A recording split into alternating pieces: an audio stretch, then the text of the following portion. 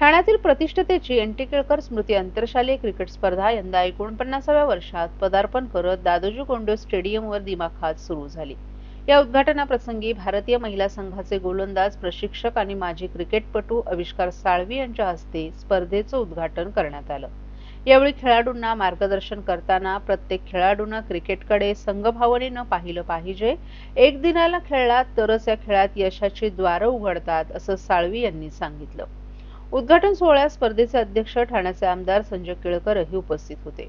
भारतीय महिला संघानं अलीकडेच विश्वविजेतेपद पटकावल्याच्या पार्श्वभूमीवर प्रशिक्षक म्हणून उल्लेखनीय योगदानाबद्दल आविष्कार साळवी यांचा स्टार स्पोर्ट्सच्या क्लबच्या वतीनं आमदार केळकर यांच्या हस्ते सन्मान चिन्ह देऊन विशेष गौरव करण्यात आला।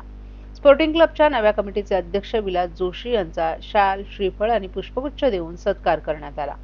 या कार्यक्रमात स्पोर्टिंग क्लब कमिटी सदस्य आणि प्रशिक्षक किरण साळगावकर, आमदार संजय केळकर यांचे ज्येष्ठ बंधू सदानंद केळकर, ज्ञानसाधना विधी महाविद्यालयाचे प्राचार्य सुयश प्रधान, सेक्रेटरी बाळा खोपकर, अंपायर बोर्डाचे आशिष कर्णिक, मंगेश कदम, ठाणे महानगरपालिकेच्या उपायुक्त मिलन पालांडे, ॲडव्होकेट अल्केश कदम, सुर्वे तुकाराम सुर्वे, स्पोर्ट्स क्लबचे अतुल सुर्वे, कौस्तुभ केळकर आदी मान्यवरही उपस्थित होते। मुंबई क्रिकेट असोसिएशनच्या आज मुंबई क्रिकेट असोसिएशनच्या अफिलिएशनने आणि स्टार स्पोर्ट्स क्लबच्या माध्यमातून ही 49वी N T. Kelkar interschool cricket tournament सुरू होते आहे। आणि या टुर्नामेंटच्या माध्यमातून ठाणे जिल्ह्यातले असंख्य खेळाडू जे आहेत ते पुढे आलेत। ज्याने आता महिला वर्ल्ड कप आपण जिंकला त्याचे प्रशिक्षक महिला गोलंदाजीचे आविष्कार साळवी यांच्या हस्ते याचं उद्घाटन झालंय। आविष्कारचं या टुर्नामेंटशी खूप अतूट नातं आहे, ठाणेकर आहे, त्यामुळे ही पण आपल्याला अभिमानास्पद गोष्ट आहे। आणि ही एन.टी. केळकर टुर्नामेंट देखील तो अनेक वर्ष खेळलेला आहे, त्यामुळे ठाण्यातला खेळाडू जगामध्ये पोचावा याच्याकरता ही टुर्नामेंट सातत्याने सुरू केली।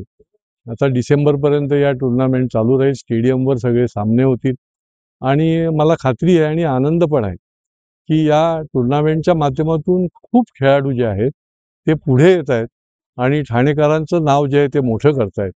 आणि त्यामुळे या टुर्नामेंटला या ठिकाणी ठाणे महापालिकेचं पण मदत असते आणि ठाण्यातल्या तमाम क्रिकेट क्षेत्रातल्या लोकांचं देखील याला चांगली ताकद मिळते। पुढच्या वर्षी ही टुर्नामेंट हाफ सेंचुरी मारेल। आज या निमित्ताने मी सर्व खेळाडूंना खूप शुभेच्छा देतो। या टुर्नामेंटमध्ये जवळजवळ 21 संघ आलेले आहेत, निरनिराळ्या ठिकाणचे असतात, पूर्ण जिल्ह्यामधले असतात आणि काही काही संघ तर गेली पहिल्या वर्षापासून खेळतायत। आता आज जी डोंबिवलीचा श्री जोशी संघ आहे हा पहिल्या वर्षीपासून खेळणारा संघ आहे। अशी टुर्नामेंट डिसेंबरला त्याचा बक्षीस समारंभ होईल।